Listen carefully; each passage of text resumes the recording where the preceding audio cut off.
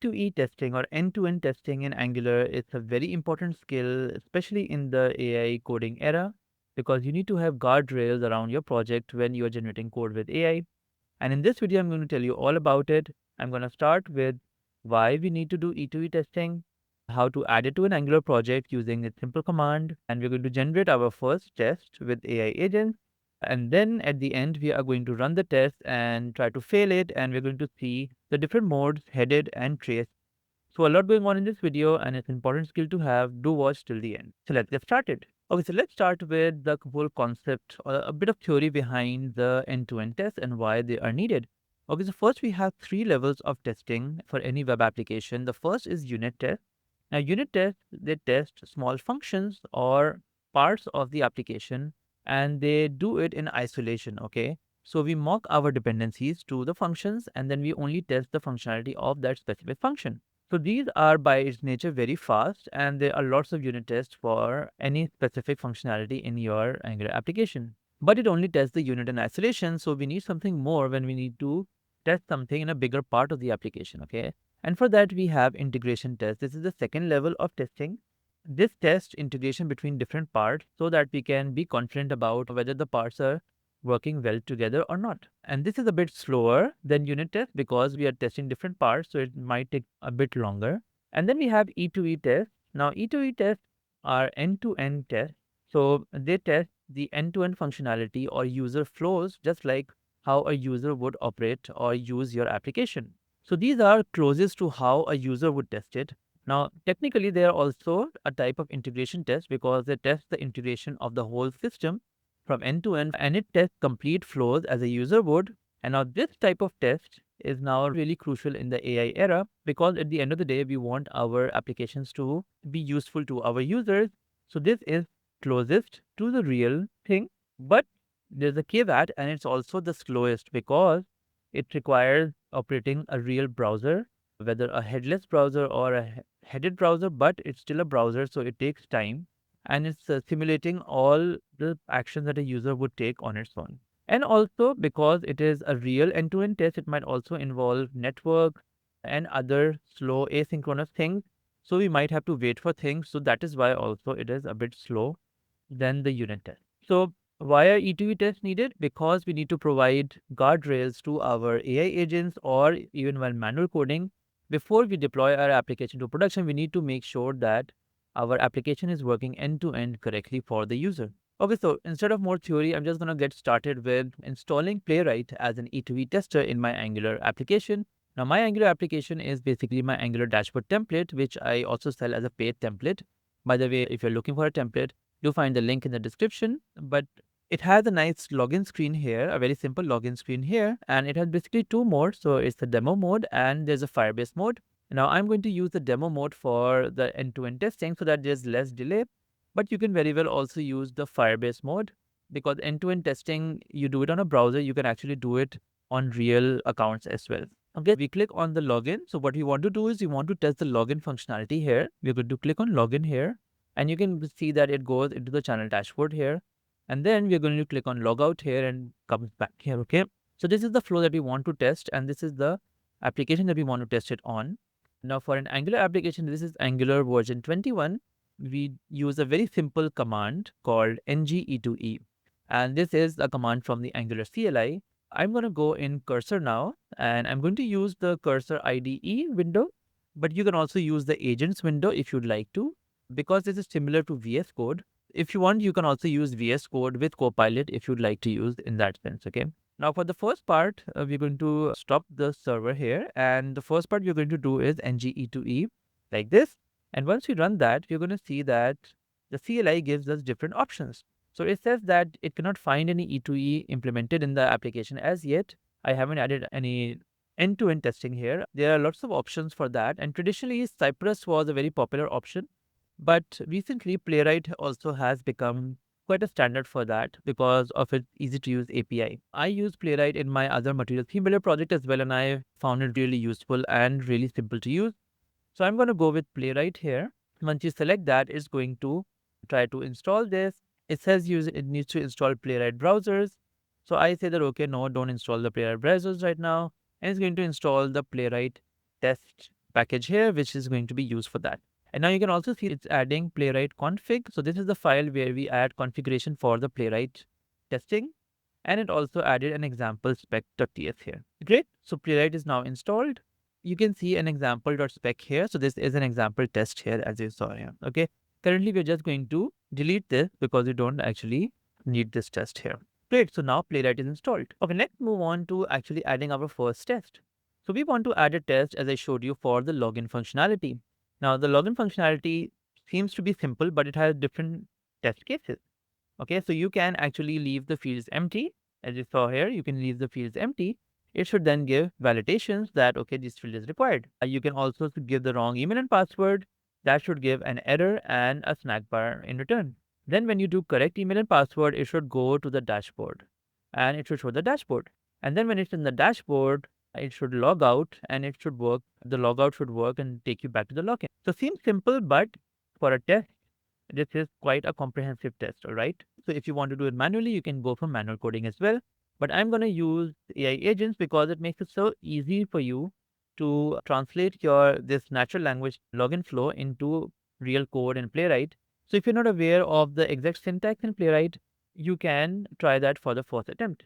So I'm going to go back to cursor now and I'm going to open up my agent window here, okay, on the left side.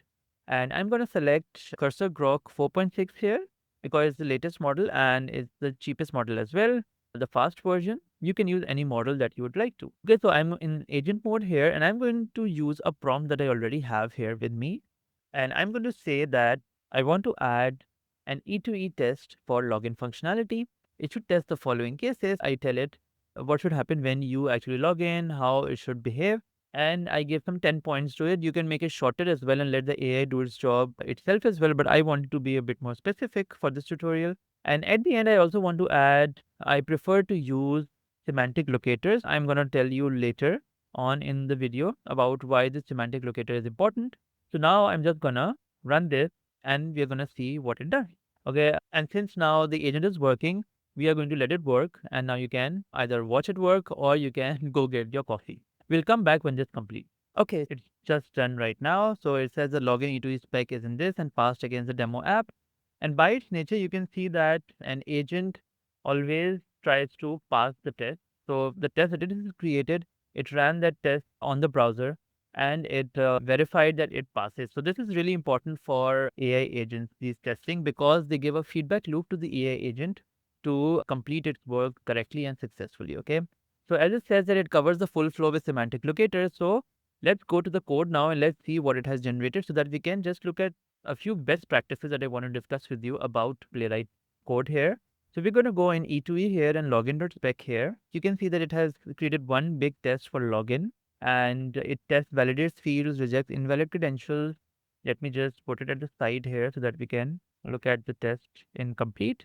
And then it has divided into further steps. So it has created different steps for it. So first is for going to the login page. And you can see that it uses its API page.go to login here. And then at the end, it does expect and the page.get by role. So you can see that it says that it's getting a heading of the name login. Okay, so this is the right way to do it in Playwright. The wrong way or the previous way that we used to do it in Cypress was to actually identify the element that we want to test against using the ID or using class selectors. So we don't do that anymore. We try to use semantic locators. Okay, semantic locators are locators which refer to the role of a specific element on the UI. So for example, here you can see that it gets it by role of a heading. This makes it independent from the internal web application. So if you even if you change something in the heading, you change the class name or you change some other ID of the heading, it's still going to get the right element to assert against it. Okay. So the test becomes more reliable and it becomes less dependent on the implementation details, which is also a good thing for a test. Okay, so as you can see here, then in the next one, it clears the credentials. So it uses clear field, it uses blur, it's doing all of these things, and then it gets the text that email is required. It does not check for a specific element. It tries to get the text on the UI, and this is also how a user would do. So how would you test if you consider yourself? How would you test something? You would actually go to the UI and you would see, oh, we have something login here, so that means that this login page is showing. So this is exactly what Playwright tries to mimic in its E2E testing code here, okay? So this is the first best practice, and the second best practice is that we want to avoid explicit timeouts, okay? So when we are asserting things, sometimes when writing other tests, we used to do testing against a timeout so that we can give it some time. So an example for that would be like when we are logging in and when we go to the dashboard, it might take some time to navigate to the dashboard. So in that case, in a old case, you would add a timeout for that. Let's see if it has added a timeout. If it has added a timeout, we should remove that because Playwright has an internal timeout itself of 5 seconds. When you give it an assertion, it basically keeps checking for that till it appears on the UI. If it does not appear within 5 seconds, then it fails the test. Okay, so it has an inbuilt timer into it. So here you can see that it clicks the login button and then there's nothing here. It just expects the page to have URL dashboard. So it just waits for the URL to have dashboard. And we don't have any explicit timeout here. So this is good. The agent has generated the right code. Okay, so I think this looks nice. How do we actually test this out? That is what we're going to do next. Okay, so I'm just going to keep this file because this test seems to be fine. And I'm just going to go in the terminal here. And I am going to do NGE2E. And I'm going to do headed here, okay? So this is one way to run this. So let's see what it does. Okay, so it has opened up a localhost 200. To test it again, just open up a browser. You can see it has done things quickly. It has gone to the dashboard, come back, and it has verified that the test has passed. So this happens really quickly. I'm not sure if you got it at this point, but you saw the browser opening. And that was because I gave it the option of the headed mode here, okay? Let me go back here. You can see in the terminal, I added a headed mode here. So a headed mode means that it's going to open up a real browser and show it on the UI. The default mode is headless. So it's going to do it in the background and it's going to use the headless Chrome browser. It's going to run it against that and it's going to give back the result. Okay, now you can also get a nice report here, NPX, and it's going to serve a report on this specific server here. And you can see that we just have one test at this point and it tested against Chromium. You can also test it on different targets. And once you click on this, it shows you that, okay, all are green here, okay, and with all of the steps. But what if you want to see exactly how the steps are being followed? You can use the debug mode here as well. So let's say that we do Control C here and you can do NGE2E headed and you can also do debug here. Here it's starting the server again and now it's running the test. And now you can see that it's opened the browser here, but it's not run the whole test. So you can now, it's given a Playwright inspector here and you can now use the step over function or you can run all of it again. You can do the step over function. Once you do step over, this is the first step. It's trying to get the login here. Then it's trying to get the email field here. It's cleared the email field, cleared the password. It's checking that, okay, if it's getting the required field message.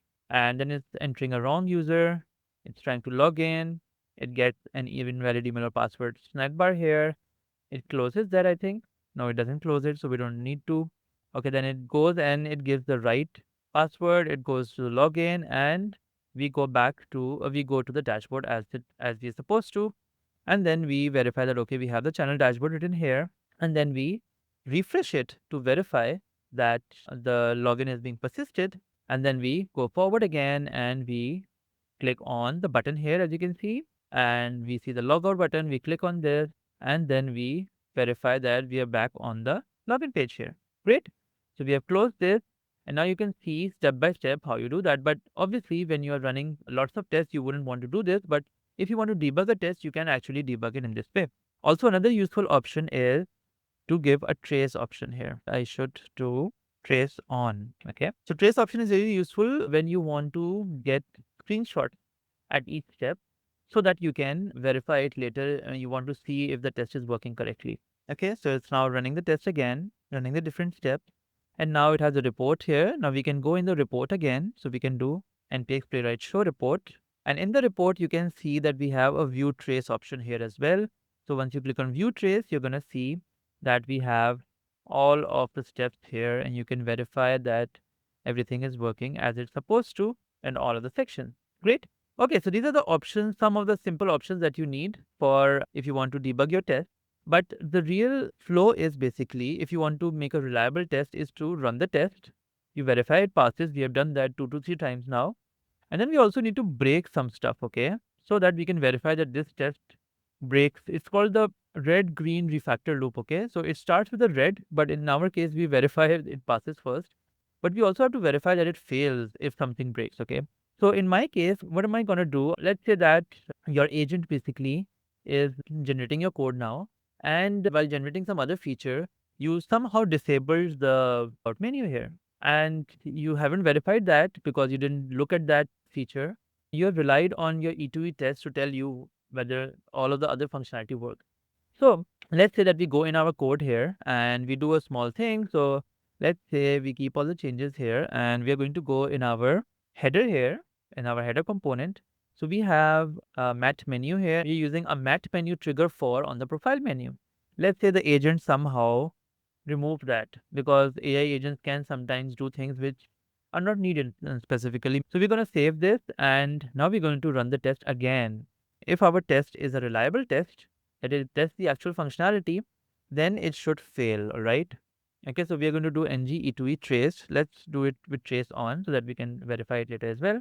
Let's try to run that. So you can see that it's slow a bit. That means that it's not able to get the assertion that it wants. And yes, we have successfully failed the test. And it says that, okay, it cannot get the menu item here because the menu did not pop out because we disabled it, okay? So if you use the trace here, you are also going to get exactly what happened. So it tries to click it, but it was not able to get the menu item here. So it stopped here and it failed the test here. Okay, great. So now you know that, okay, your AI agent has done something which it should not have, and you can go back to the test and you can see what the problem is and you can fix that so that you can get your app in a working state again. So let's say that we are going to do mat menu trigger for again, and let's save this again and let's terminate this and let's just do an NGE2E again, just a quick one, and hopefully we should see it get passed. Okay, it's running one test using one worker and that one has passed, so we have passed our test again. Okay, now multiply this by every critical business functionality or every user flow in your app, then it is a really nice way to ensure that your app works in production and so that it can detect errors, especially in this era where AI is generating your code. Okay, we have now created a reliable test testing the login flow. And if you have been holding on for your testing, for your end-to-end testing, don't hold on. Add Playwright or any other end-to-end test to your Angular app to make it more robust. This is exactly how you do that. You can add Playwright, how to install it, how to test it, how to run it, and the basics about the best practices. I hope you liked this video. And as I told in the middle, I have this Angular dashboard template. So if you are on the lookout for a nice, a well-structured, architected Angular material dashboard, you are most welcome to get that. You will also get this nice positioning and resize dashboard. So basically, it is a clickable dashboard. You can also resize it using this. You can see something like this. You can also add these widgets, add new widgets here as well if you'd like to. So it's a configurable dashboard in which you can add your own components as widgets as you would like to. So if you like that, do check the link in the description. It is on a discount for now. I'll see you next time with another interesting Angular guide, which also involves agents because that's where we are going. Thanks for watching.